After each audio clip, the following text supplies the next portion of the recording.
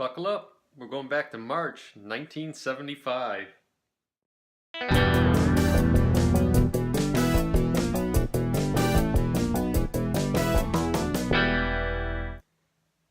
Hey, well, it's time for another paper time machine. So to start today's journey, I just got to do this. And we're transported back to March 1975. It was my 6th birthday, and usually on my birthday, I don't know why back in the 70s, but it seemed like I got a horrible snowstorm every single birthday. And I can remember as a kid seeing movies and TV shows and always being envious of the kids that had birthdays in the summertime, and they would have those birthday parties where they'd be in the backyard and be balloons and kids playing, and a clown would come out, and it was nice in summertime and kids were in shorts, and then I would think about my birthday. It was always dark, cold, and 2 feet of snow on the ground. So it's kind of funny, the things that you wish you had when you're a kid. Now it doesn't really affect me. When I was a kid, our birthdays were as big as holidays. I mean, to me, my birthday is the anticipation for my birthday was as big as Christmas. And I think it's because we didn't get out and do a lot of things. We lived in, not remote, but we weren't in part of a subdevelopment. All the houses around me were my family. My great-grandfather bought a big piece of land and divvied it up amongst his sons, and then they gave land to their kids. So it was a kind of a neat way to grow up. I didn't realize it so much at the time, but looking back on it, you realize that it was not the norm, and I didn't realize it till I went to school. So it was kind of a neat way to grow up. But anyway, horrible snowstorm that night. So my mom would always let us pick what we wanted for dinner for your birthday, and she'd always make a cake. And later on, she makes for me. Later birthdays, she would make superhero themed cakes, but I don't think I got one this year. I still was pretty new to comics in 1975, only about a year or so collecting. But this night I remember I wanted to get pizza from Tony's Delicatessen, and it wasn't too far away. It was probably only a mile away down the street, but because of the snowstorm, I remember hearing her on the phone, and it just rang and rang and rang. So this is before answering machines and everything like that, so they must not have been open. And I just remember being super bummed. One, that there was a snowstorm, and that stunk, and then two, I wasn't going to be able to get pizza. And she always made corned beef and cabbage on my birthday too, just because of the holiday. And it's St. Patrick's Day is my birthday. The reason my name is what it is. But so I remember we had that and something else, but I just remember that being the first thing. It was kind of a bummer. And then the phone would start ringing, and my aunt and uncle and my 2 cousins that were my favorite cousins, my favorite aunt and uncle, they lived in a town pretty far away. Well, when you're a kid, far away, about 30 minutes or so, and it just was not safe for them to travel that night, so they canceled. And I remember being bummed. And then other people would call and they wouldn't be able to show up. And my dad didn't live with us, and I heard him call and her say, no, he's gonna be disappointed, whatever. And so he wasn't coming either. And I didn't get to see my dad that often, especially when I was younger. So not having him at my birthday really, was just adding. And I can remember this feeling is like, boy, this birthday's starting to really suck. I didn't get horrible snowstorm. I didn't get my pizza. No one's coming to my birthday party. Now, the fortunate thing is my grandparents live right next door to us. So they came over, and I remember thinking, well, at least they're coming, and I had my brother, my sister, and my mom. So it was just a small group of us. And you start ripping and tearing through presents. And I can remember the first thing I got was clay, and it was modeling clay. And I used to love playing with modeling clay. It wasn't anything fancy like they have now. It was that kind of like grayish brown kind of clay, and it would come in a brick. About that thick, about that wide, and it always had those little stripes on it. But I can remember taking it out and wanting to play with it, and I do remember, and I didn't see any hint of it because I must have cleaned it off, but the comics I got that year got some of that clay on them, so I must have had that residue on my little grubby fingers. When you're 6, I guess you never wash your hands. Anyway, I remember I got a striped shirt. And I think that was the big thing in the 70s, because I look back at pictures of myself and I always had these horizontal striped shirts on, and I remember getting one that year. I remember getting Lincoln Logs, and if I can find a picture, I'll put it at the end here so you can see what Lincoln Logs are, or I'll try to drop it in here. They basically were wooden logs that you would build log cabins and stuff with, and I can remember trying to use them because I didn't have Legos. I don't even know if Legos were around then. They probably were, but I didn't have them. Trying to make Lincoln Logs into like robots and stuff like that when I was little, and it just never really worked out. They still look like a log cabin. I got Tinker Toys that year too. Used to come in like a big cylinder, a cardboard cylinder, and the lid on top, and you had little wooden circles and sticks that would fit in there just right, and there was, you know, some plastic pieces that would go together, but that was actually kind of cool because you could make some really neat stuff out of that. And I remember playing with that, and I remember just opening this stuff, and I'm just like, oh, I don't know, this isn't great. This is, you know, and being kind of a bratty kid, I guess every kid is at that age. And then my grandma handed me a box, and it looked like a shirt box, and they always used tissue paper when I was a kid. I don't know why. Different multicolored tissue paper. It wasn't like traditional wrapping paper like you have today. It was more like what people put inside boxes now. But it was a shirt box, and I remembered opening it and thinking, oh, this is going to be socks or underwear or something like that your grandma normally gives you. But it wasn't. It was 3 comic books. These 3 I have right here.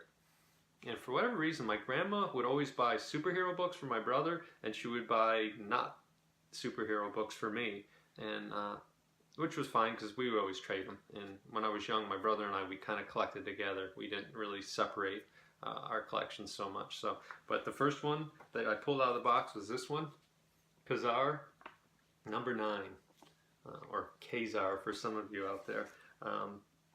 And I just remember reading this, and you know, I couldn't understand it, and that goes for most of these. I just, you know, I was only a little kid, so some of the themes in this, and I looked through it again before I did this video, and you know, this one's basically about this hunter. He's just going around killing for sport, basically, and in the end, one of the dinosaurs that he kills, its mate comes back and gets him. So it's kind of neat. I do remember rooting for the animals in the story, though, that this guy would get it in the end, and he did. And then this ad is hysterical. Count Dante, look at that guy. Aren't you afraid? Apparently he won some kind of competition in 1967, and now he's teaching. It says free, but I'm guess the Black Dragon Fighting Society was not free. Really funny. I wonder where old Count Dante is today. Again, more karate. I mean, back in the 70s, everything was karate. You know, Hong Kong Phooey, and you had Kung Fu fighting on the radio. This ad, which usually was on the back cover of books, was in this particular month. And then we were Mego crazy when I was a kid. I had the Falcon and Green Goblin. My brother had the Lizard and the Hulk. We had all of them, and it was a lot of fun playing with those. But I love this book. I know it's weird, I smell books, but oh, I love to smell it. The next one I got was Master of Kung Fu, the Hands of Shang-Chi. I always thought it said Deadly, but anyway. Number 28, and it had this guy on here, Shadow something or other. I can't remember what his name was, but I always thought it was funny. Look at that. He had his hair pulled up into this thing, and then he had these crazy swinging maces on top of his head. Just really funny looking. I never really get into why he's bright yellow. There he is again. Count Dante, ready to kick some ass, huh? Oh, scary. And this I used to get your subscriptions.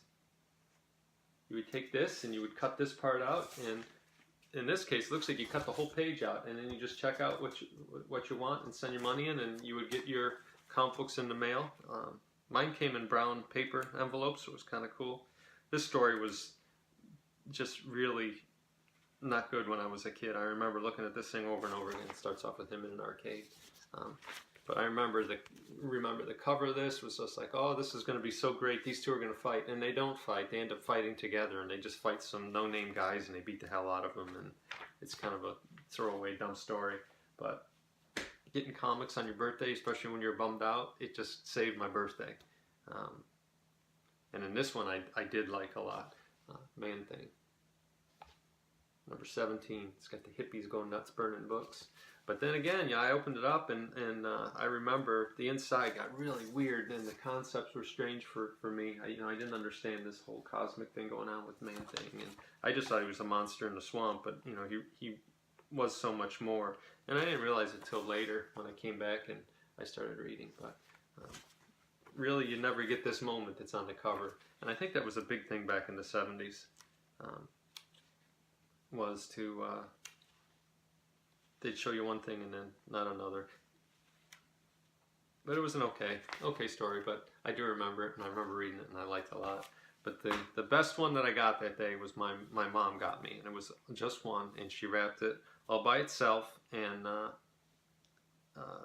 just remembered as a kid, this was one of my favorite characters to read. I think it was the simplest to understand, mostly because of the character probably was, of the same mental level as I was at 6 years old. It's The Incredible Hulk 187, and it's got the gremlin in it. And I remember being mad at this issue because when I was a kid, the Hulk was like unstoppable and nobody could beat him, and then they come out with these goofy ray guns, and then he basically falls asleep. And I can just remember getting to the end of this book and just being pissed when I read that. Like, are you kidding me? These commie guys beat him up with a ray gun. But it's got Herb Trimpe art in it, and it's decent stuff. Pretty good story. Classic Hulk stuff. And when you're a kid, this is just great because you didn't have to read so much. Funny. Just look at some of the way they did. They had to highlight how that airplane could land like a rocket back on itself. I wonder if Elon Musk saw this, and that's where he got the idea for his heavy Falcon rocket as a kid. Well, they really hit on everything too, because when I was a kid, we used to go fishing all the time. I remember just looking at this and wanting to get all of this stuff, thinking of how great it would be to have all that. But anyway, that's my birthday when I was 6, and I remember going to sleep that night. And I would always keep my comics with me, and we had cake and ice cream and all that, so that was great. And my mom, and I remember not being sad, once we got going into the party, and then once I got the comics, and it was like that at Christmas and going forward at Christmas and birthdays, and anytime I got a comic book, it would just totally transport me. And I think that's why I still like comic books today, and I love reading. It's why I like movies. I think it's that escape aspect of it. So, we were kind of isolated. I didn't have the normal, like, growing up in a track with other kids to go out and ride your bike with and things like that. It was our neighborhood. We had a quarter-mile dirt driveway, and then all of our houses were kind of clustered together. And it was different. So it was a fun way to grow up, but it was different than what you saw on TV and other kids did. And they had neighborhood kids they played with, and the neighborhood kids in my neighborhood were my cousins. So it was a different way to grow up. So comic books really helped me escape. When I was bored or it was just nothing to do. I only had three channels on a black and white TV, so these really helped out, and I think it's why I still love them today, and why I probably always will have comics in my life in some form. So, but that's the tale for today. I hope you enjoyed traveling back to March 1975. I figured I would do this March 2018 to kind of commemorate when I got these. But that's it for today. Keep collecting.